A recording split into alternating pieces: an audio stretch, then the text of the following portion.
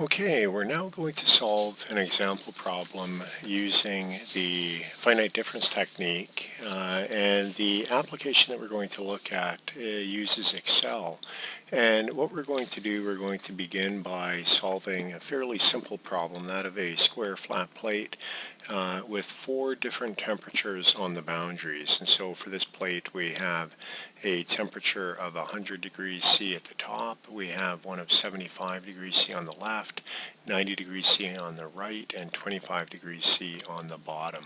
And what we'll be doing is the plate itself is 0.6 meters wide by 0.5 meters high, and we're going to assign a grid spacing, a delta x delta y of 0.05 meters, and with that we will have 13 cells in the horizontal direction and 11 cells in the vertical direction. So here we have our spreadsheet, and what we're going to begin by doing is selecting a cell, and so we'll select that one there, and then we will go across 13. So 1, 2, 3, 4, 5, 6, 7, 8, 9, 10, 11, 12, 13. Now you'll notice I've already adjusted the width of these columns to be narrower, and that way it enables us to visualize what is going on within the grid that we're investigating. And I always like to color these, so let's color that so that we know where our grid is. And then we said that there would be 11 cells in the vertical direction, so let me select 1, 2, 3, 4, 5, 6, 7, 8, 9, 10, 11, and I'll color that orange.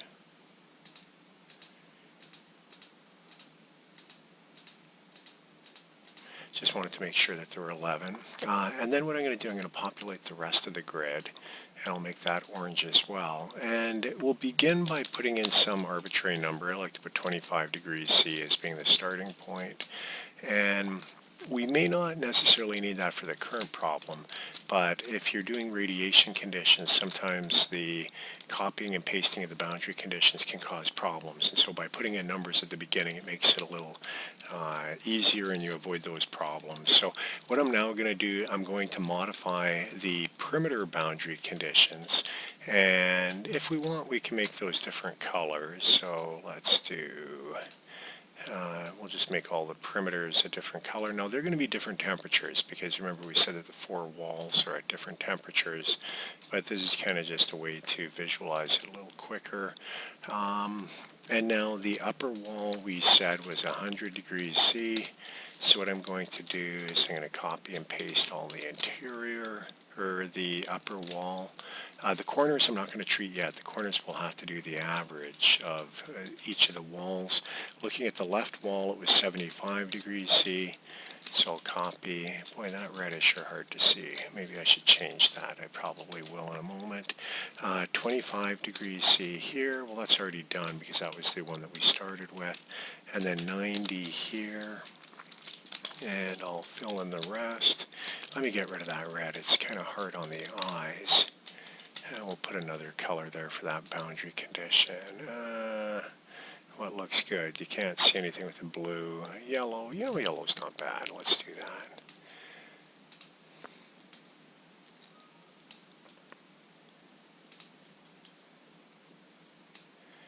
And then finally we'll do that one there. Okay. So what we have now, we have the boundaries, with the exception of the corners. The corner there, the average of 175, that's 87.5 degrees C. Down here, the average of 75.25 is 50.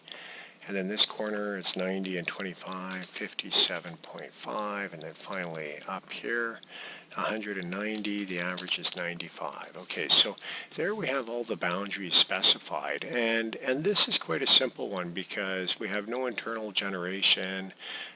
We don't have any kind of boundary conditions other than specifying the temperatures on the perimeter of the object. So all we need to do now is copy and paste in the interior node cells. So clicking up in the formula bar, that shows us that the interior node is being computed from the upper, lower, left, and right, which is what we found in our finite difference formulation of the energy equation, or the heat equation, I should say, the heat diffusion equation.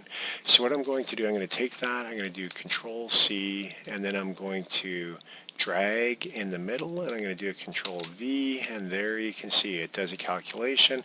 I'll push F9 a number of times, and we'll see that it slowly converges.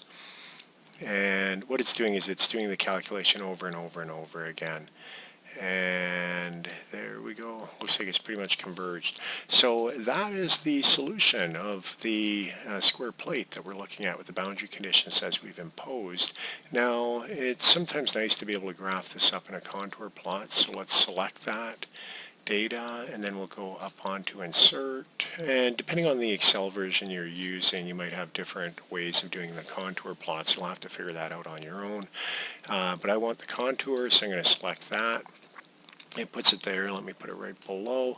Now, one of the things that Excel does, and I still don't know why, I'm sure some of you out there know why, but what it does is it inverts the plot. So let me show. If I change this temperature at the top, let me put it 50 degrees, you'll see that it's actually at the bottom of the contour, and we don't want that. What we want it to actually represent where we think the object is with our grid. So the way to correct that, if you come up under Chart Tools, not Design, Layout, then you go under Axis, Depth Axis, and then Show Reverse Axis.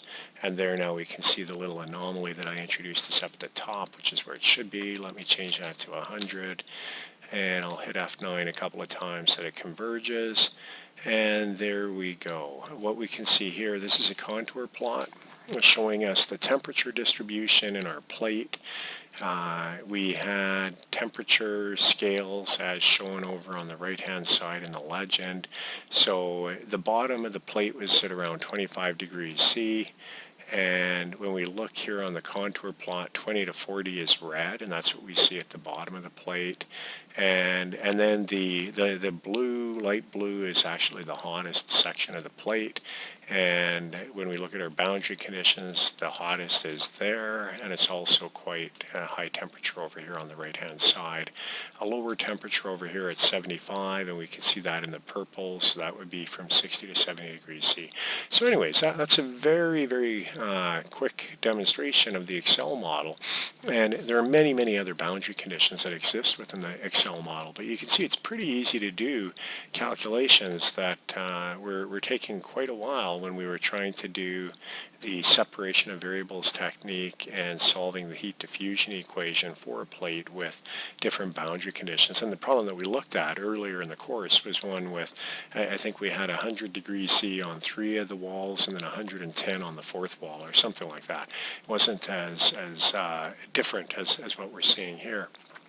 And so anyways, that shows a demonstration of the Excel model. We'll take a look at another example in the next segment, and we'll be introducing slightly more complex boundary conditions for that one.